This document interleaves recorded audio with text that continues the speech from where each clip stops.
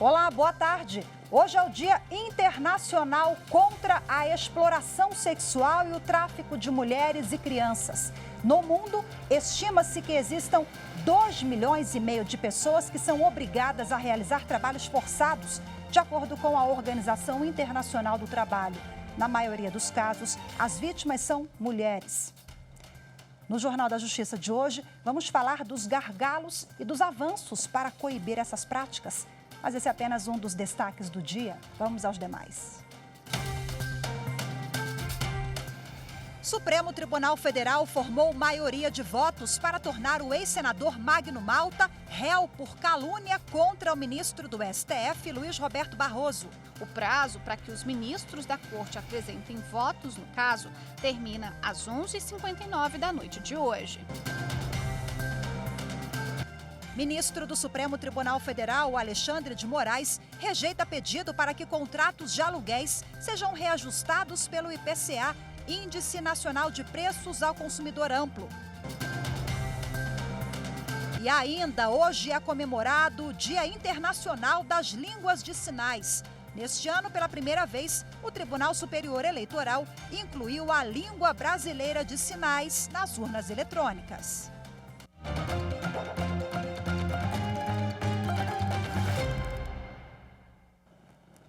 O Supremo Tribunal Federal formou maioria de votos para tornar o ex-senador Magno Malta réu por calúnia contra o ministro da Suprema Corte, Luiz Roberto Barroso.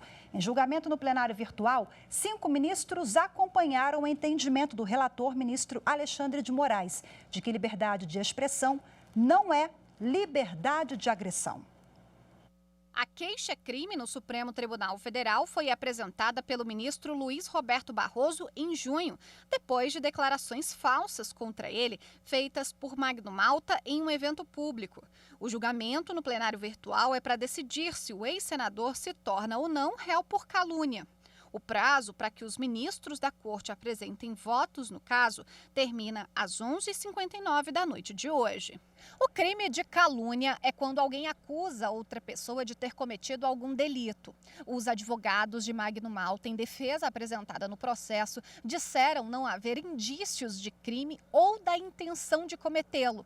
Eles também pediram o arquivamento da queixa por questões processuais. O relator do caso, o ministro Alexandre de Moraes, votou para tornar o político réu. Segundo Moraes, liberdade de expressão não é liberdade de agressão.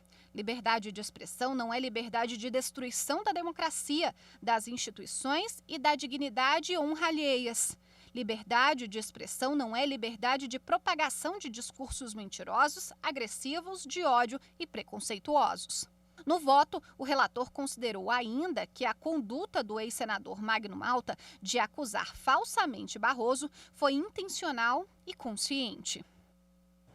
O ministro do Supremo Tribunal Federal, Alexandre de Moraes, rejeitou o pedido para que contratos de aluguéis fossem reajustados pelo Índice Nacional de Preços ao Consumidor Amplo, IPCA. Na decisão, o ministro Alexandre de Moraes explicou que o pedido feito pelo Partido Social Democrático por meio de ação de descumprimento de preceito fundamental não é a via adequada para julgar o tema. Isso porque a jurisprudência do STF deixa claro que só se deve julgar uma DPF quando não há outro meio processual eficaz para sanar o tema julgado, o que não é o caso do pedido feito pelo partido. Na ação, o PSD alegou que vários tribunais do país têm decidido a favor da utilização do IGPM, Índice Geral de Preços, para reajustar aluguéis, tarifa que mede a inflação e é maior que o IPCA, Índice Nacional de Preços ao Consumidor Amplo, o que, na visão do partido, onera excessivamente os inquilinos em favor dos locatários, gerando enriquecimento ilícito. O ministro Alexandre de Moraes ressaltou ainda que é possível recorrer de todas essas decisões e que a DPF não pode ser argumentada em descumprimento indireto da Constituição Federal, ou seja, de outras leis em vigor, como a Lei do Inquilinato e Código Civil, que regulamenta os contratos de aluguéis. Contagem regressiva. Faltam 9 dias para as eleições. O eleitor deve consultar o quanto antes o local de votação para facilitar o acesso às sessões no dia do pleito. A Justiça Eleitoral disponibiliza várias ferramentas para que o eleitor possa conferir em qual sessão vai votar nos dias 2 e 30 de outubro. Quem ainda tem dúvidas pode acessar o portal do TSE, clicar no menu Eleitor e Eleições, em seguida em Eleições 2022 e, por fim, consulta o local de votação. E aí é só preencher os campos com os dados pessoais. Os sites dos tribunais regionais eleitorais também disponibilizam a pesquisa. Além disso, é possível obter a informação de forma presencial no TRE ou cartório eleitoral mais próximo. Após a consulta, a eleitora ou o eleitor fica sabendo o número de inscrição, a zona eleitoral e o local de votação com o endereço completo. O e-Título também disponibiliza todas essas informações. O aplicativo deve ser baixado com antecedência nas lojas virtuais. Veja a seguir: Dia Internacional contra a Exploração Sexual e o Tráfico de Mulheres e Crianças. No Brasil, a cada 24 horas, 320 crianças e adolescentes são explorados sexualmente. Os detalhes, a seguir, voltamos já.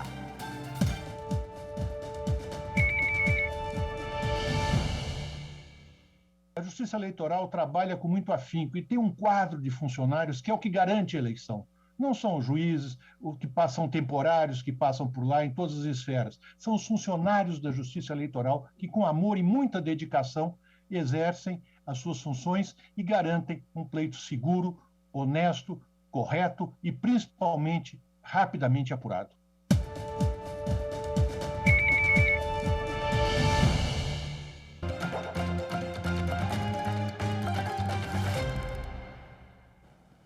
Hoje é o Dia Internacional contra a Exploração Sexual e o Tráfico de Mulheres e Crianças.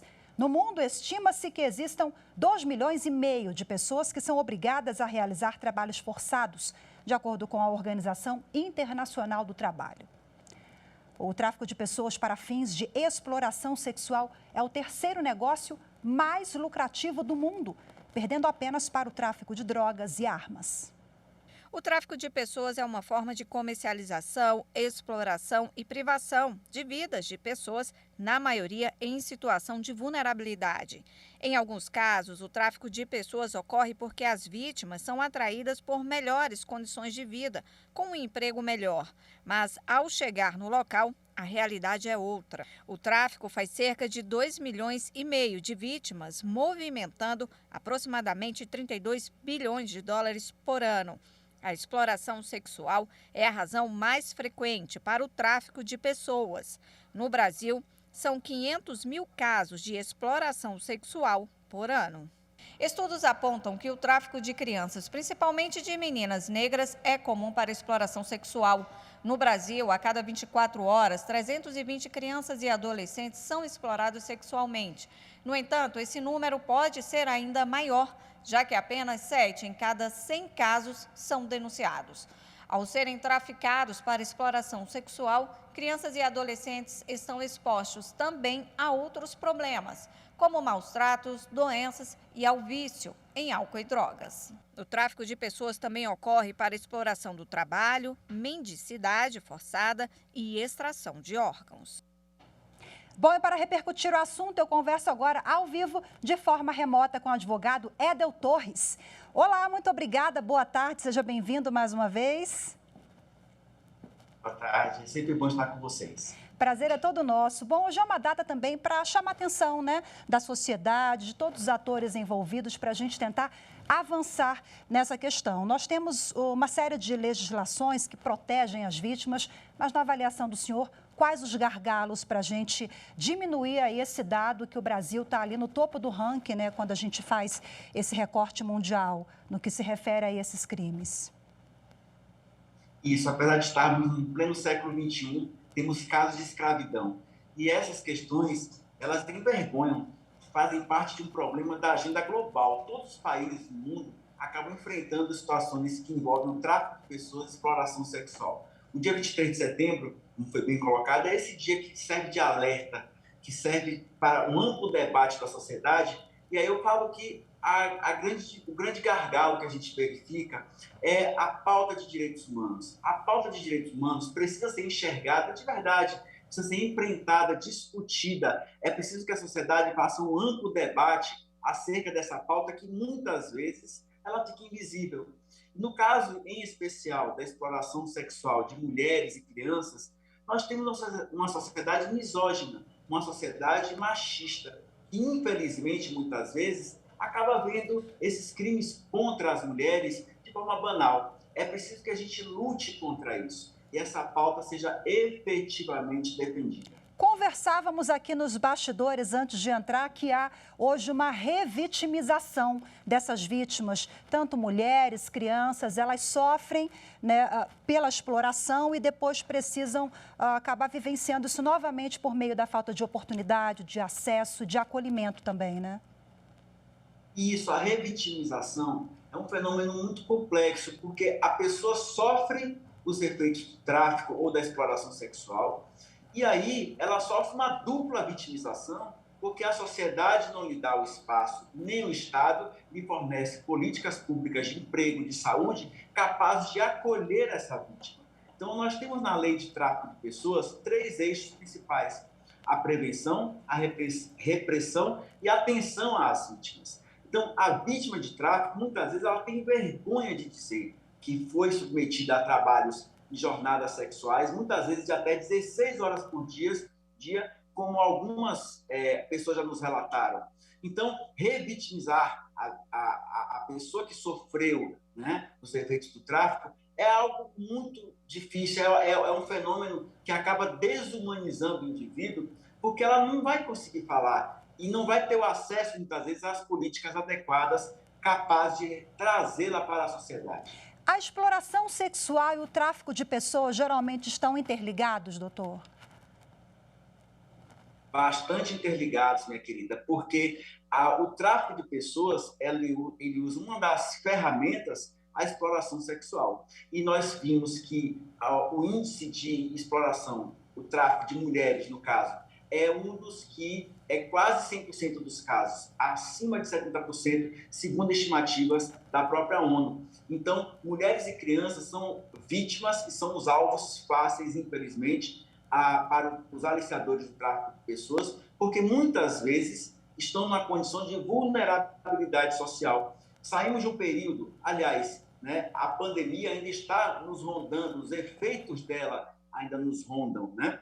E aí a gente sabe que na pandemia, sobretudo, a crise econômica, a crise social foi muito complexa e fez com que milhares de pessoas se tornassem alvos mais fáceis ao tráfico de pessoas, recebendo propostas de emprego, propostas de uma vida melhor em outros países para ganhar em euro, ganhar em dólar. E a gente sabe que muitas vezes essas propostas são enganosas e as pessoas, ao chegarem lá nos países de destino, vão sofrer sérias humilhações e sérias violações de direitos humanos. Há quem defenda que o tráfico de pessoas hoje seja uma das principais violações aos direitos humanos. Então fica a dica aqui, né? Quando as molha demais, diz aquele ditado, né? O santo desconfia.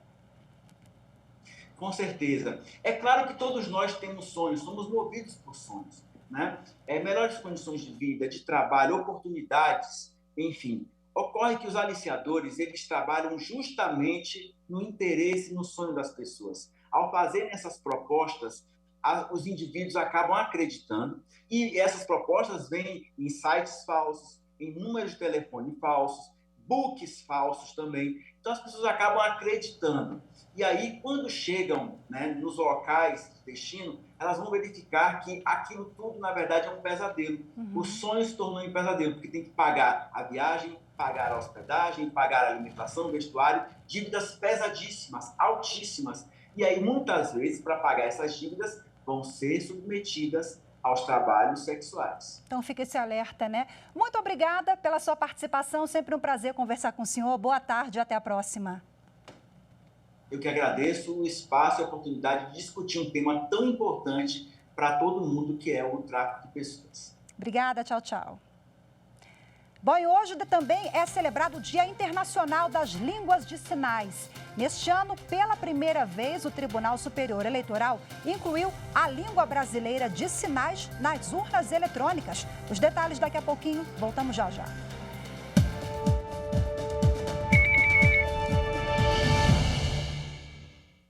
todo mundo tem muitas dúvidas em relação à utilização das urnas eletrônicas, em relação à sua confiabilidade, lisura e imparcialidade nas eleições.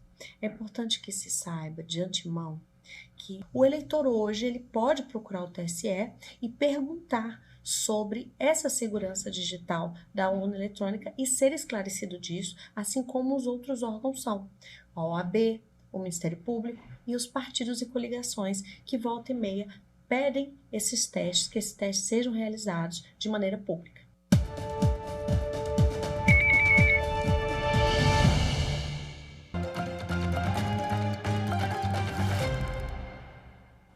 Hoje é comemorado o Dia Internacional das Línguas de Sinais. O Brasil adotou a Libras, a língua brasileira de sinais, para a comunicação de quase 10 milhões de pessoas com deficiência auditiva no país.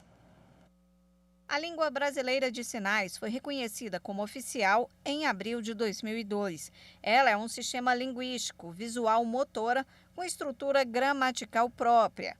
A comemoração do Dia Internacional das Línguas de Sinais, instituída pela ONU, é uma forma de destacar a importância dessa forma de comunicação na garantia de direitos das pessoas com limitações auditivas. Hoje a falta de comunicação é o maior desafio. Hoje os surdos não têm acesso às informações nos estabelecimentos públicos no geral. Então podemos dizer que a falta de um profissional para atendê-los, para dar acessibilidade, acesso a esses locais públicos de direito a todos os cidadãos, são bem difíceis hoje. Desde 2002, a comunicação pela Libras deve ser garantida pelo poder público e na assistência de saúde para garantir um atendimento adequado e eficiente. Mas ainda há muita dificuldade para tirar a lei do papel. Uma delas é a falta de profissionais para fazer a tradução em diversas áreas, como, por exemplo, nas escolas. É uma área bastante ampla, muito diversificada e muitas vezes pela pouca qualificação dos profissionais ou por poucos profissionais na área mesmo. A pessoa surda ela é tratada como um estrangeiro dentro do próprio país.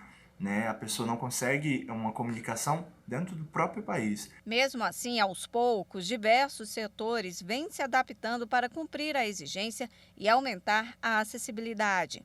Neste ano, pela primeira vez, o Tribunal Superior Eleitoral inclui a língua brasileira de sinais nas urnas eletrônicas. Uma intérprete de Libras indica na tela os cargos em votação. Em 2020, a TV Justiça criou a série Direito em Libras, que criou um glossário de termos jurídicos traduzidos para a língua brasileira de sinais. A Constituição Federal é a lei máxima do Brasil. Este advogado criou um projeto semelhante que se chama Advogado em Libras. Ele realiza atendimento jurídico em Libras para o deficiente. O programa também faz divulgação no YouTube sobre os direitos da comunidade surda. Há ainda muito a que se fazer, Faltam profissionais acessíveis, que possam promover a inclusão. Isso é uma luta ainda, apesar das inúmeras leis que a gente tem, ainda é uma luta da comunidade surda para tornar esses ambientes mais acessíveis.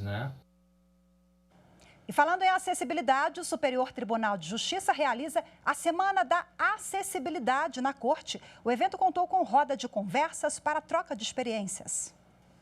Na mesa de debates, o primeiro desembargador cego do Brasil, Ricardo Tadeu da Fonseca, o ministro do STJ, Sérgio Cuquina, e a coordenadora da Comissão de Acessibilidade e Inclusão da Corte, Simone Pinheiro Machado.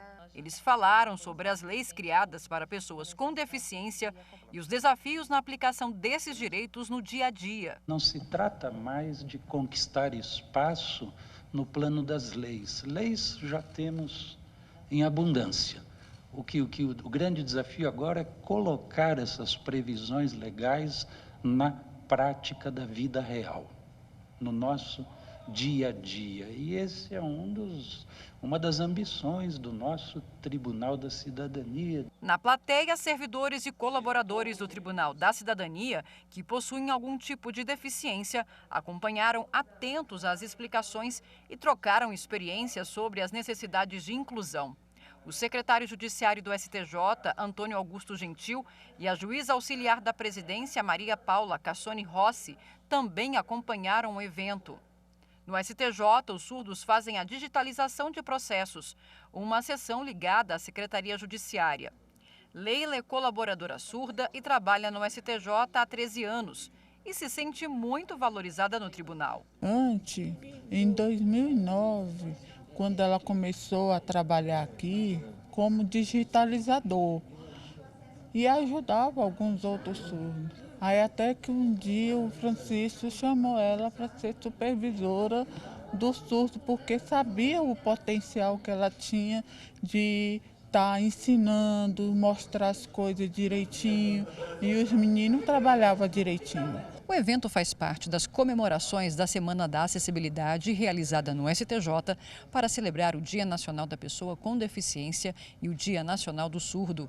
A iniciativa tem o objetivo de proporcionar um momento de reflexão sobre os desafios enfrentados por pessoas com deficiência e as melhorias necessárias para garantir a acessibilidade e a inclusão social. As barreiras são impostas pela sociedade em relação a pessoas que têm deficiência. E pela legislação atual, nós devemos afastar essas barreiras, sob pena de se caracterizar discriminação contra a pessoa com deficiência. Isso é tão sério que a discriminação contra a pessoa com deficiência hoje é crime, que suscita pena de 3 anos de reclusão. É muito sério. Além da roda de conversas, outras ações foram realizadas nesta semana, como a abertura de uma exposição com trabalhos artísticos assinados por servidores e colaboradores da casa. Foi lançada ainda uma cartilha de acessibilidade para gestores e uma série de 7 vídeos institucionais foi produzida com o objetivo de esclarecer sobre termos que não devem ser utilizados, além de dicas para incluir cada vez mais as pessoas com deficiência. O material está disponível no canal do STJ no YouTube. A implementação das ações precisa sempre ter a pessoa com deficiência junto, porque a gente lê a lei, ler os artigos das resoluções, dos normativos técnicos, e aí a gente vai ver como que a gente vai implementar. Mas aquilo só faz sentido se para aquela pessoa o serviço estiver adequado. Aquilo que o tribunal produz de uma forma mais importante são as decisões. Essas chegam ao cidadão, aos advogados, aos membros do Ministério Público em formatos acessíveis. A pessoa consegue acessar o STJ e encontrar uma rota acessível. Então, esse é o nosso grande desafio. O Superior Tribunal de Justiça sediou o lançamento do livro Direito, Regulação e Políticas Públicas, coletânea de artigos, com o prefácio do ministro João Otávio de Noronha. 17 artigos acadêmicos escritos por servidores do STJ durante um curso de mestrado profissional em Direito se transformaram no livro Direito, Regulação e Políticas Públicas, coletânea de artigos acadêmicos. Os autores fizeram mestrado na Universidade de Brasília. O curso é uma parceria entre a UNB e o STJ. Criador do programa de mestrado, quando era o presidente do tribunal, o ministro João Otávio de Noronha escreveu o prefácio da obra. Isso significa, em outras palavras, perpetuar o estudo realizado. É uma demonstração à sociedade de que é um investimento valioso e que essa parceria entre o tribunal e a universidade, especificamente a UNB, é uma parceria de sucesso e que vai perdurar por muitos anos. A obra foi organizada pelos servidores do STJ e também alunos do mestrado profissional Ana Flávia Borges Paulino e Lucas Abulon. Durante o curso a gente produziu vários artigos, mas não publicamos. Aí nós tivemos a ideia de juntar todos esses artigos para fazer um livro e marcar essa passada nossa pelo mestrado. O diferencial, eu acho, que vem agora, além do saber jurídico, um amor acadêmico. Com certeza. E inovações que vão sendo trazidas, novos posicionamentos, novas ideias, que com certeza vai acrescentar muito para o tribunal. O servidor Lucas Mariano, que trabalha no gabinete do ministro Francisco Falcão, escreveu sobre 2 temas atuais: criptomoedas e inteligência artificial. O judiciário tem que estar a par do tema, tem que se inteirar e tem que saber o que está acontecendo justamente para decidir, assim como sempre fez. A coordenadora do curso e professora da UNB, Débora Bonar, destacou a contribuição acadêmica dos alunos para a universidade. Eles conseguiram trazer para dentro da universidade, dentro dos muros da universidade, os problemas reais do sistema de justiça brasileiro. Então, durante as aulas, durante a realização dos artigos, na defesa das suas dissertações, eles trouxeram problemas do Superior Tribunal de Justiça para que nós estudássemos com o suporte da teoria.